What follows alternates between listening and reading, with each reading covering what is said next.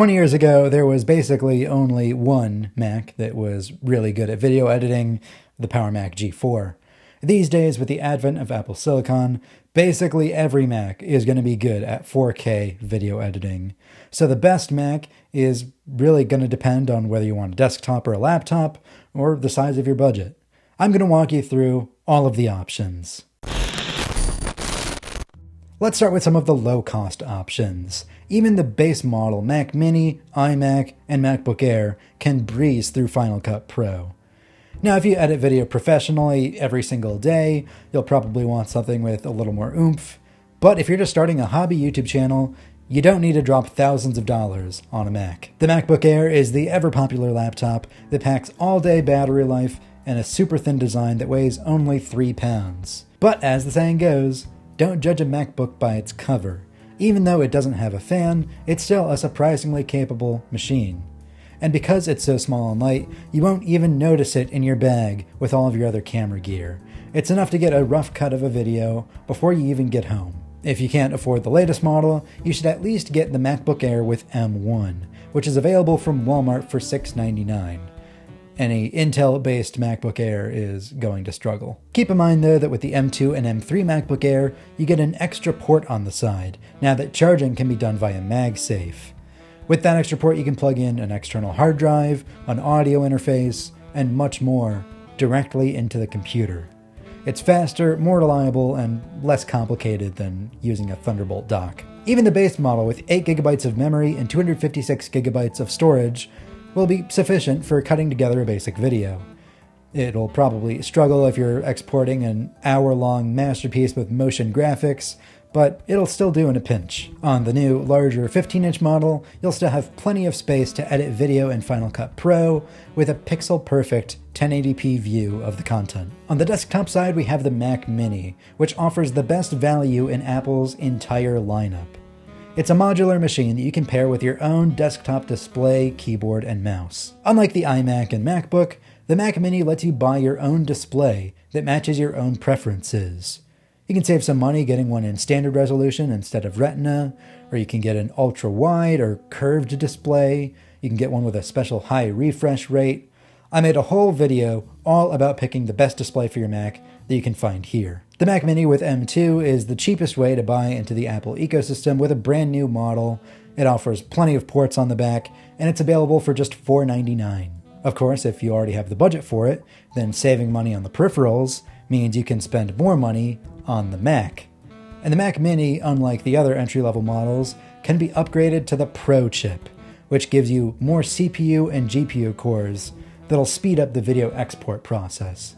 And it adds 2 more Thunderbolt ports on the back. I recommend this configuration that also gives you more storage and memory for keeping more footage on the Mac itself. Now, if money is less of an object and you just want the best of the best, that honor goes to the MacBook Pro with the Max chip, which doubles the performance of the Pro chip. Now, in the Apple Silicon age, laptops and desktops give you identical performance when you give them identical specs. The question of laptop versus desktop mostly boils down to whether you can afford to spend more money on the equivalent MacBook over a Mac Studio. Get you a Mac that can do both. A video editing powerhouse by day, a laptop you can stow in your bag, carry around to the living room, or watch shows in bed by night. The MacBook Pro has another leg up on its desktop counterparts.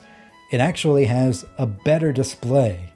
It can still crank up to 1600 nits of HDR brightness, like the Pro Display XDR, and for a fraction of the price, it comes with an entire computer attached as well. It also offers Pro Motion, so you get 120 Hz buttery smooth scrolling when you're just, mousing around the interface. And when you're watching movies or TV shows, it'll adaptively match the frame rate of the content. So whether you're watching a 24 FPS movie, a 29.97 FPS American TV show, or a 30 FPS YouTube video, it'll always play back as intended. The icing on the cake is the built-in SD card slot. You can swap out the memory card with your camera and have someone copy videos onto the Mac while someone else keeps shooting. It's the computer that can do it all. This 16-inch model has no compromises. The fastest available chip on the biggest display, so you have a real video editing studio no matter where you go, with a giant hard drive and a lot of memory, so you can edit through a gigantic video project zippy fast. This 14-inch configuration is more of a Goldilocks middle option. The smaller frame will make it easier to carry around, and it still has plenty of power that's a little easier on the wallet. Now, I said earlier that laptop and desktop Macs offer the same performance when you get the same specs, but Apple's highest-end desktop Mac, the Mac Studio, actually comes in higher configurations than you're able to get inside a MacBook, so long as you don't need the portability. The Ultra chip, again, doubles the performance over the Max chip. That makes the Mac Studio the best pick for businesses big and small. If your work is always done at a desk, you might as well spend your money on extra power that you'll appreciate every time you export a video, rather than the portability that you'll rarely, if ever, take advantage of. Finally, I should at least acknowledge the existence of the Mac Pro. While it doesn't offer any additional performance over the Mac Studio, the Mac Pro, really its sole reason for existence, offers internal expansion slots.